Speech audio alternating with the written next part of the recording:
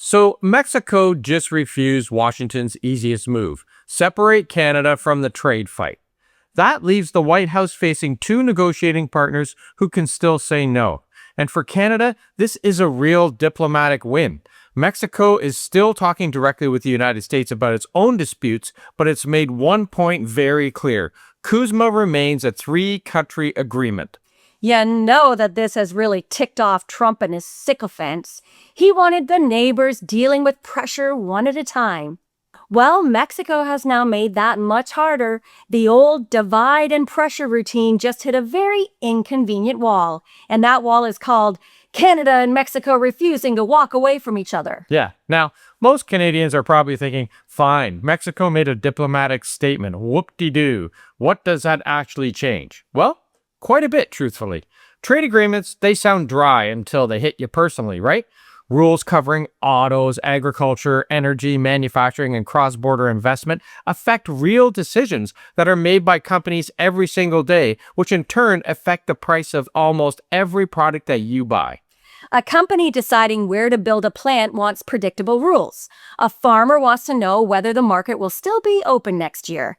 An auto supplier wants to know whether parts can cross the border without being hit by a new demand from Washington.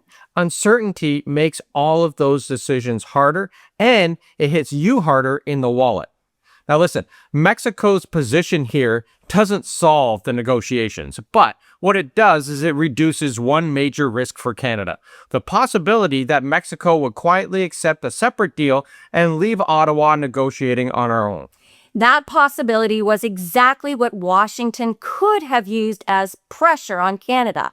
They could have said, Mexico is moving ahead. You're falling behind, accept the terms now, or watch the agreement disappear around you. Well, Mexico just made that threat disappear itself. The key message came from Roberto Velasco Alvarez, a senior Mexican foreign affairs official involved in the negotiations. He was asked whether Mexico would consider a separate agreement with the U.S. that excluded Canada.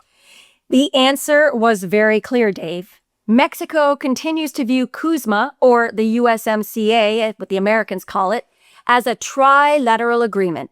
Mexico believes the three countries should preserve that continental framework. And that wording matters, because Mexico, he didn't promise that every disagreement would be discussed with Canada sitting side by side. That would be completely unrealistic. Canada has its own disputes with Washington, and Mexico has its own disputes with Washington. Yeah, Mexico can negotiate issues that are specific to Mexico, and Canada can negotiate issues that are specific to Canada. The important point here is what happens after those bilateral discussions. Mexico is saying that separate conversations should not become a permanent replacement for a three-country agreement. And that gives Canada something it desperately needs in a difficult negotiation: time. Ottawa does not have to panic every single time that Trump says Mexico is being more cooperative, which they tend to ram down our throats every single chance that they get. Yeah. Trump's preferred way to deal with any negotiation is to divide and conquer. Deal with Mexico separately. Deal with Canada separately. Make each country believe the other one is about to receive a better agreement. Then watch the pressure rise. Canada worries that Mexico is getting a deal. Mexico worries that Canada's getting a deal. Both sides start making early concessions just to avoid being the last country standing. But Carney and Sheinbaum, they see the writing on the wall, and they're not falling for it.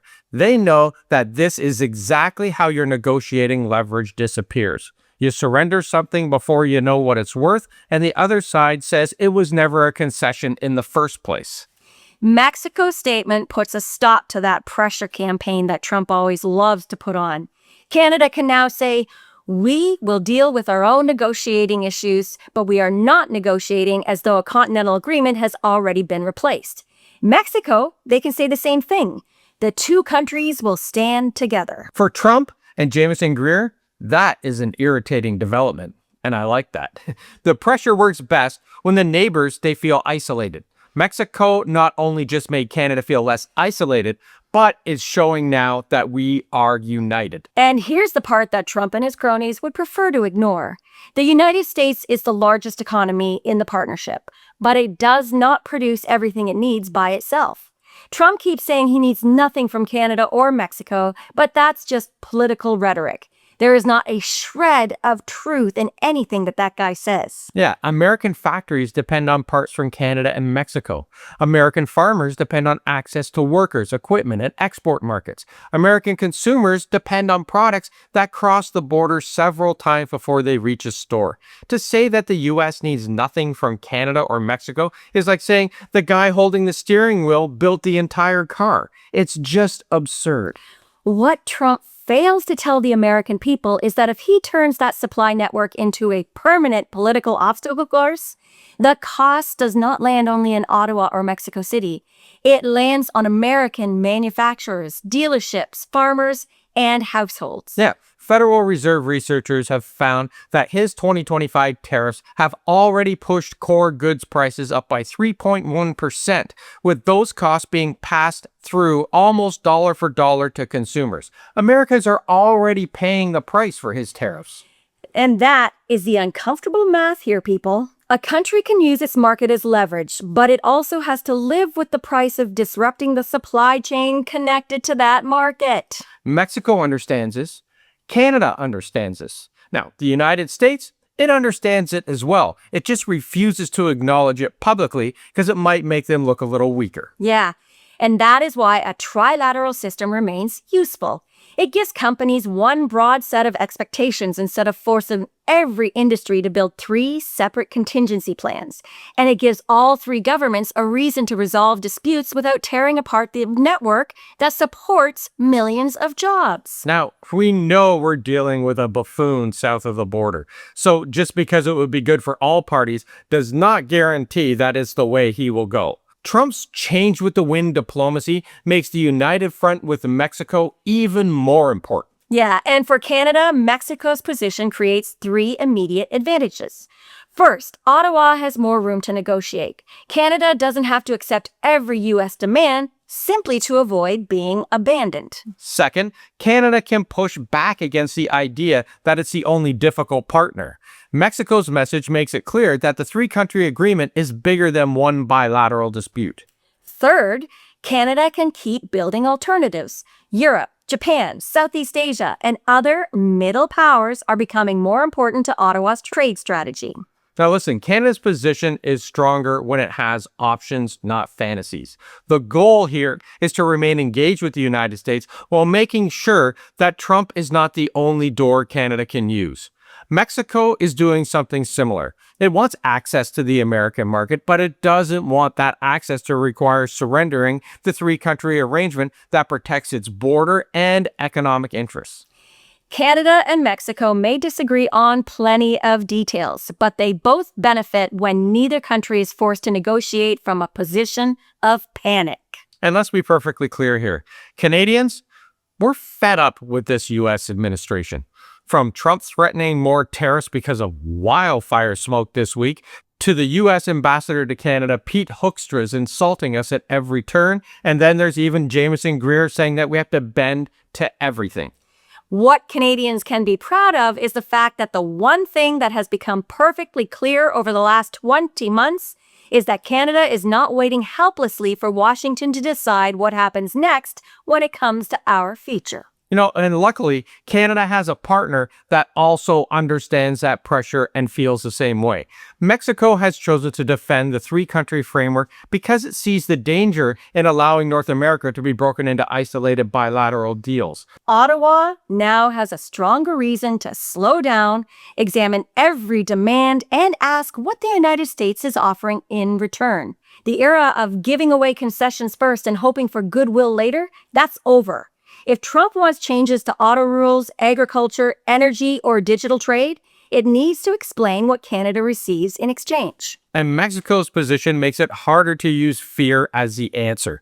Canada does not have to sign a weak arrangement simply because it's worried Mexico may leave. In fact, I think the message is really clear from Canadians. No deal is better than a bad deal. So, Washington will continue pressing for changes, Canada will continue defending its interests. Mexico will continue handling its own bilateral concerns while protecting the broader agreement. And there'll be plenty of public posturing, you know that. Officials will say, one country is moving faster, another country is being unreasonable. Someone will announce progress, and then someone else will deny that that progress even means anything. The goal is not to have a permanent confrontation with the United States. The goal is a relationship where Canada can cooperate without being ordered around. Mexico's position, it helps move that relationship in that direction. Now, there's also a larger message here for middle powers around the world. Countries do not need to choose between surrender and isolation.